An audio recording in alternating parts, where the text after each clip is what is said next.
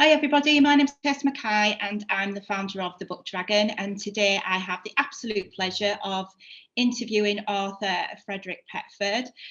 Would you prefer me to call you Fred rather than Frederick? Most people do, Kirsty. Fred is fine, yeah. Brilliant. Okay, so Fred is here today to chat to us about his work as an author and his writing journey, and also to tell us a little bit more about the books that he's written. So I'm going to hand over to Fred just briefly, if you could just introduce yourself and just give us a bit of background about you as an author and where you're actually from, Fred. Okay, so yeah, my name is Fred Petford. I live down in Somerset in the southwest of England. I've retired now, and I devote a lot of time to writing novels. But in my work life, I got into copywriting. So for the last 20 years of my life, I was a commercial writer in creative agencies. That's sort of where I've come from, if you like. Yeah. And have you always wanted to write? I remember starting early. I've got to be honest. I mean, I was an avid reader as a child, and then I think probably started writing stories myself. And then I remember writing stories for my own children when they had got to the age where they would appreciate them. Yeah, that continued, and as I say, I ended up just through natural interest in drifting into the creative world, and I was working mainly in the sort of theatrical world, writing for people like Disney in the end. So yeah, that's my little intro. Was it something specific that drew you into writing, or was it just your love of books and being an avid reader from a young age that kind of moved you towards this path? I think it all. My own view is that writing comes from reading. And I think that most people who write well tend to be avid readers, I think, because and that was certainly what happened with me. I read more and more books and started, I think, in a way to recognize what was good and what was less good about, books you were reading from a writing point of view. And at some point you sort of pick up a laptop, don't you, and you think, I'm going to have a go at this, if that's your inclination. And that's how I did it. It was a conscious decision to try, but I wasn't completely driven from a very early age to write. It was just the more I read, the more I wanted to write, I suppose. Yeah, kind of hooked you from reading other stories. Was there any particular genres that you do like to read yourself, and does this influence you in your writing and what you choose to write about? Yeah, without doubt, my favorite writing genre is classic crime. So from the 1920s, 30s, 40s, everybody's heard of Agatha Christie, obviously, and she almost invented the genre single-handed. But there were many other really fine authors and storytellers working in the genre at the same time as her. And two of my favorites, and two who have really influenced me in the creation of my own characters. One is a guy called Edmund Crispin, who wrote murder mysteries, and his main character was a very eccentric Oxford Don called Gervase Fenn, who approached the problems in the book with a sort of frantic madness that I found very beguiling. And the other author is a lady called Gladys Mitchell, or the Great Gladys, as she's referred to by the other crime writers of that time. And her main sort of detective was a psychologist called Dame Adela Lestrange Bradley, who is also in her way slightly bonkers and just a little bit evil herself, but is a really gifted mystery solver. And those two people have, in a way, they sort of crop up in my writing all the time, those two, if you know what I mean, subliminally almost, I think. Yeah, they give that sort of inspiration and background to some of the characters that you write about. That's it. Yes, I like to have a feeling of slight eccentricity in the books that I write. I enjoy that peculiarly English sense of oddness that you can get sometimes in people and places. You know, I think that's I like that, and so that's what I write. Yeah. Yeah, I mean, that sounds great. Obviously, when you think it's like with crime as well, it is sort of a darker subject, isn't it? So it's nice to have something that's a little bit light-hearted in there as well within your writing. That's it. Yes, light and shade, I think they call it, don't they? And yes, there are murders, and yes, people do get killed. But at the same time, even as we know ourselves, even in day-to-day life, the most awful things and high comedy can occur on the same day, because life is like that, isn't it? So I try to reflect that in the books, because I don't think that reading a murder mystery should be a constantly depressing and hard work thing. I think it should be, above all, it should be entertaining and enjoyable. And to my mind, that means injecting a bit of lightness and air into the narrative, as well as the death side of it. Yeah. Which brings us lovely on to the two books that you have written that you're currently stocking with the Book Dragon. Do you want to tell us a little bit more about those titles, Fred? Yes, okay. So I've got the first one here. Let me hold it up. There we are. The Ghosts of Passchendaele, it's called. I think that's probably backwards on the screen, but never mind. And the story of how I came to write this is quite interesting, actually. I mentioned that I was working in a creative agency, and I was commissioned to write a piece for the Commonwealth War Graves Commission, which is the organisation in the UK which looks after British military cemeteries all around the world, actually, but perhaps most well known for those enormous ones in France, you know, the rows and rows and rows of white crosses that we're so familiar with. So I was looking in their archives for some human stories about soldiers, and I stumbled over a report that an officer had written that was so remarkable that I thought, crikey, I've struck gold here. But in essence, what happened was they were reburying some men who'd fallen in a battle, and they'd been buried in a temporary cemetery behind the British lines, and they were being moved to their final resting place. And they dug up one coffin and opened it up, and something happened. Something absolutely incredible happened, and the officer saw it, and all the men saw it. And in the Commonwealth War Graves archives is the officer's report saying, "This is what we saw. What should we do?" And the Ghost of Passchendaele came out of that, because I started imagining the circumstances that had led up to that particular set of events. The wider background is that it's not well known that at the end of the Great War, as it was called, because we call it the First World War now, but obviously the Second World War hadn't happened at the time that the book was written. The book is set, which is 1919. There was a huge debate about what to do with the war dead.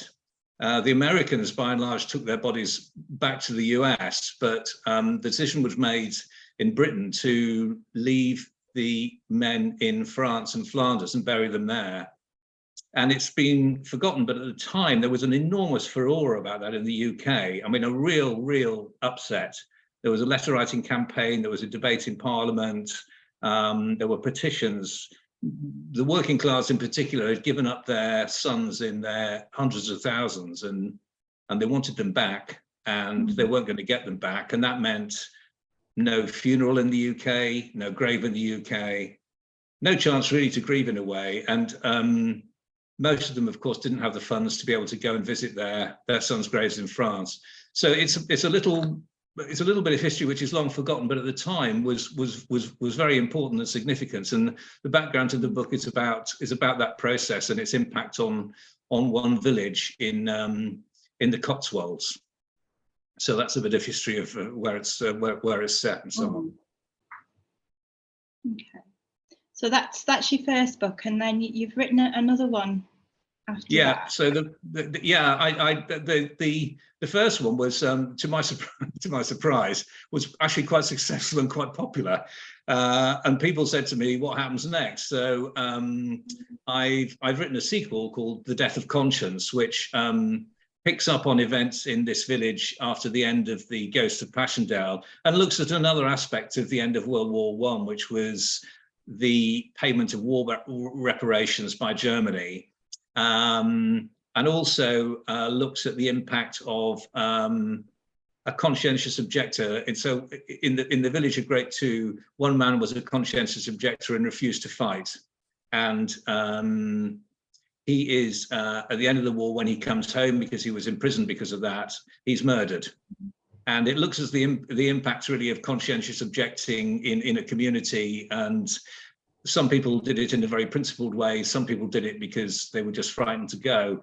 And it's quite an interesting subject, which isn't thought about a great deal now. So, but it's the same characters. There's the same light and shade. Some of it's not very nice. Some of it's very, very funny, I hope. So, yeah, well, you do your best. So that's the two. And actually, funnily enough, I've just got somebody proofreading a draft of the third in what is a trilogy, and that's called A Question of Malice, and that will be out later in this year. That's brilliant. We're definitely looking forward. I know that we've done a recent review of The Death of Conscience as well, and it's done really well. I think it's got a 5-star review, so that's brilliant. That's lovely. Yeah. Thank you very much. Yeah, well, I'm delighted. Thank you. Our reviewer really enjoyed that. So I think as well, when you're writing books, you can obviously see the progression from your first book to your second book as you go on that journey as well, and you get more involved with your characters. So the story that you've written, is this going to end now in the trilogy? Are you planning on ending this with the third book, and maybe looking at something different to do? Yeah, with the third book, I have resolved most of the issues regarding the characters and who's going to marry who and when and that sort of thing.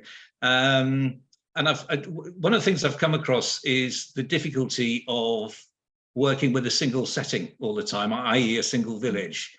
And I added some characters to the third book, which I'm quite happy and relaxed about doing. But I think I'm certain that I will write another book about Great Two, but I might have a break for now. I've got another idea about something which I find rather intriguing. So I might just, do something else in the meantime before we come back to the village, but we will. Yeah, I find sometimes it's difficult to let go of characters as well that you've worked with, and it's where that natural stop, isn't it, with that character, and then looking at working on a whole different piece of narrative, and creating new characters as well. So yeah, I was just intrigued whether you would stop here, with the trilogy, or whether you would look at and look at something completely different work, and kind of where that direction would take you. Would it sort of sit around the same genre?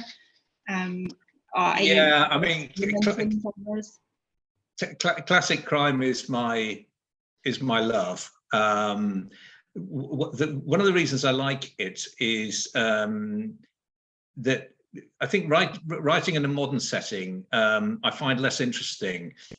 One of the really good things about writing in the sort of 20s and 30s is that communications were much more difficult then. So most people didn't have a phone. Prior to the sort of mid-1920s, there was no commercial wireless. So people relied on the newspapers for their info, and so it's easy to build up tension and to allow something to happen in one place which nobody knows about in a relatively close second setting, because they simply don't. And whereas nowadays, with mobile phones and the internet, I just find that less interesting, to be honest with you. So there's a I think perhaps life was a bit simpler then, and I sort of like that philosophy, simple life, you know. Brilliant. So it kind of leads me on to thinking about your whole sort of writing journey. What have you found to be the biggest challenge presented to you as a new author, and in terms of getting your works published and everything? Well, in terms of the writing process, as I say, I'm not inexperienced as a writer. I know how to get words down on a page, and one of the things that commercial writing teaches you is to say what you need to say in the minimum number of words, because often you will have 100 words to say 3 things that a client wants absolutely made clear, you know. So brevity and to the pointness are things that you rapidly develop, and I think that's quite a good quality when you're writing novels as well. So I've had that advantage. What else was it? Let me look what else I wrote down here. Yeah. The other thing that struck me as I was thinking about this was that what I'm actually doing is writing books that I would like to read myself. They say, don't they, write what you know? That's what they say. But which I think is true. And the world I'm describing in the books is a world that is very, very clear to me in my imagination, very clear, because I've been in villages like Great Two, and I've the supernatural things which happen in the books are a lift from my own personal experiences. They've happened to me, and I've been wondering for a while about how to write them down, and I express them through the characters. Yeah, write a book that you'd like to read, I think, is what I would say, above all else. Yeah. Okay. And obviously you've mentioned about the works that you've got in progress, or something that you are concentrating and maybe having a little break. When you're not writing, what sort of things do you like to do? How else do you keep yourself busy? I'm fortunate to live in the countryside, and I love the British countryside. I'm very interested in it, particularly the ancient landscape, you know, stone circles, that sort of thing. I am quite a committed and private pagan. So when I'm not writing, I tend to go off and go for long walks and do discreet pagany things in the woods and that sort of thing. You know, it's not for everybody. I'm right there with you. It's not for everybody, but I'm very non-scene. You know, I'm not. It's just a personal thing. I've developed it over the years. I have quite a high sensitivity to the supernatural world, and I find it relatively easy to connect with it when I'm in the right place at the right time. And over the years, I've added in the natural landscape. I've worked out where those places are, so I go there. But the other thing that I enjoy doing is gardening. I really like gardening. I like growing things, and I think that's quite a sort of a paganly instinct, I think, probably as well. It is. It's that connection, isn't it, to the earth and the environment and the energies as well, that you receive whilst you're tending in the environment. That's true. That's absolutely right. Yeah. Well, you've already shared something with us that we didn't know about your sort of pagan side. Is there anything else, anything you'd like to share with us that readers wouldn't know about you? Satisfy the human curiosity. I don't think so. I think my life is pretty straightforward, apart from that sort of pagan side of things. I mean, I will share with you perhaps how that came about, because there was a specific incident, which is both sad and uplifting at the same time. And many years ago, I used to, rock climb as a hobby, out on the crags. And I was witness to an accident. A guy fell off the rock, and he landed kind of next to me, and his girlfriend was belaying him, and he had a big fall basically, and there were only three of us there, and he was very, very badly hurt, and she started giving him mouth to mouth straight away, and I was trying to cover up a big wound he had in his chest. And after about 5 minutes, she rocked back on her heels, and I looked at her to say, "Do you want to swap over? Because it's quite tiring giving mouth to mouth like that in an emergency." And as I looked at this guy, his mouth was open, and out of his mouth came a stream of smoke, like as long and thick as your arm, like a twisted grey rag, came out of his mouth. And the next second, it spread right across the horizon in like a wafer thin line, like holding an old-fashioned protractor up to your eyes and looking across it. And then it shot away out of sight. And I heard him scream. He gave this really angry, animal-like scream. And I looked back down at him, and I didn't think he's dead. I didn't think you're dead. I thought you've gone. That was the really strong sensation I had, that it was like looking down at a car. The driver had got out, left the door open, and walked off. And I looked at the girl, intended to go, "Blimey, did you see that?" And she hadn't seen or heard anything at all. And we carried on working on the poor fellow for about half an hour until somebody else arrived, and then mountain rescue came, and he was prescribed dead at the scene, which was very sad. But he was only dead in this world. He'd definitely gone somewhere else. I mean, there's no doubt in my mind about that. And since, well, before then and since then, I've had other experiences of seeing ghosts, not like a pirate walking down the corridor of an old pub. I'm not sure you actually see those, but light hazes.